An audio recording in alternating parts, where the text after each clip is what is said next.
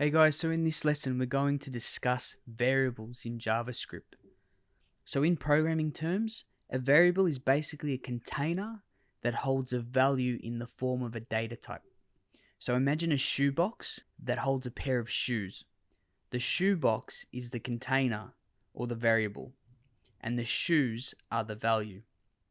Any variable or container must be given a label or a name so we can distinguish it from other variables and make our code more readable. So after we create the variable, the data is then stored in memory so we can use it whenever we need it, just like storing our shoes away in a shoebox and accessing them when we need them to go out. So in the console, to declare or create a variable, there are currently 3 ways to do this. We can use either the var keyword, we can use the let keyword, or we can use the const keyword. So prior to ES6 JavaScript, the var keyword was used to declare a variable. Let and const were introduced with ES6 JavaScript. So let's take a look at an example of declaring a variable using the var keyword. So we start off with the keyword var, then we give our variable a name. So in this case, we can use my shoes as an example. Now to assign a value to the variable, we use the equal sign, and then we add our data. So for this example, we'll use a string and we'll call it Nike. And then we press enter. So var is short for variable, and that's the keyword we use to declare a new variable. Then my shoes is the label we've chosen to give our variable so we can access it at a later time.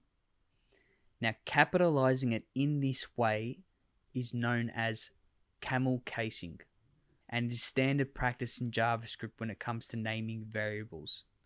So the first word of a variable is always lowercase, and then every word that follows will have the first letter uppercased. So another example of camel case would be my favorite shoes. So the first word my is lowercase, and then we start the next word favorite with an uppercase letter, and then every word after that becomes uppercase. So shoes, my favorite shoes, in my house. Again, it's always capital the next word. The equal sign is known as the assignment operator. So it basically means that the value Nike will be the value or data stored in the my shoes variable.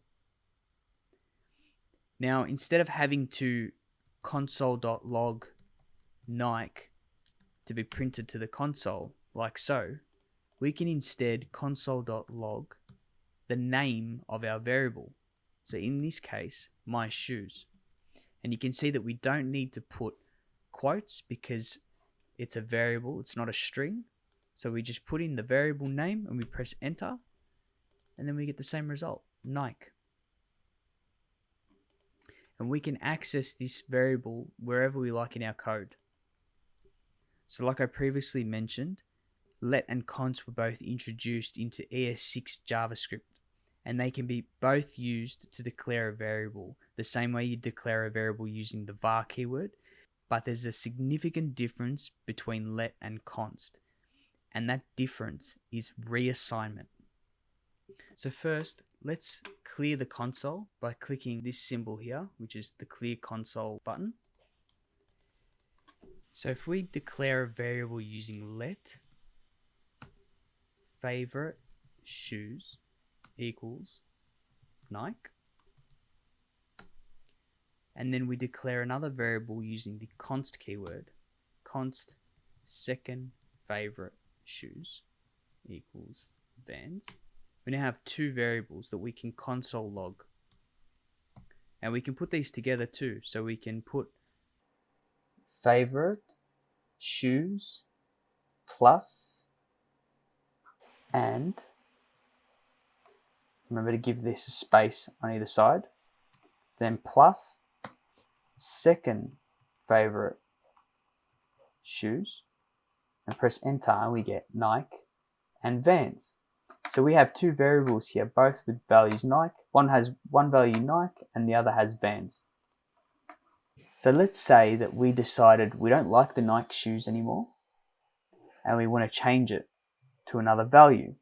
Well, we can reassign that favorite shoes variable like so. So instead of having to declare it as let, again, we can omit the let keyword and we can put favorite shoes. Then we use the equal sign as the assignment operator, and we can put in a different value such as Adidas. And by the way, I would never do this. Nike is my favorite. We press enter. So now if we were to log favorite shoes variable, it will now display Adidas instead of Nike. Now the difference between let and const is that if we try to reassign second favorite shoes, we'll get an error. So let's take a look. If we write second favorite shoes, which we can already see at the current value Vans, which we saved up here, if we press equals and we try and reassign it another value, such as Nike, we're going to get an error. Uncaught type error, assignment to constant variable. So if we console.log second favorite shoes, it still remains as Vans. So nothing's changed. Okay, so you might be wondering, all right, well, why would we need to use let and const then? Can't we just use let and forget about the const keyword to avoid any errors or any problems from the console? So the main reason we use the const keyword is for predictability. Sometimes when we create a lot of code, we can accidentally try to reassign a constant variable. So the console will notify us of a potential reassignment and make sure we're kept in check. So then you may also be wondering, okay, well, what's the difference between var and let then? There is a difference between them, and it's due to something called block scope and variable hoisting, which we'll dive into in a later video as it's a bit complex. But just know that in today's JavaScript, the preferred method is to use the let and const when we're declaring variables. So there are some general rules when naming variables that you should be aware of. So the first one is that variable names are case sensitive. So for example, if we declare a variable, let my variable equals variable, and that is using the capitalized variable form. We have the my variable, and then if we create another one, all lowercase, my variable equals lowercase variable.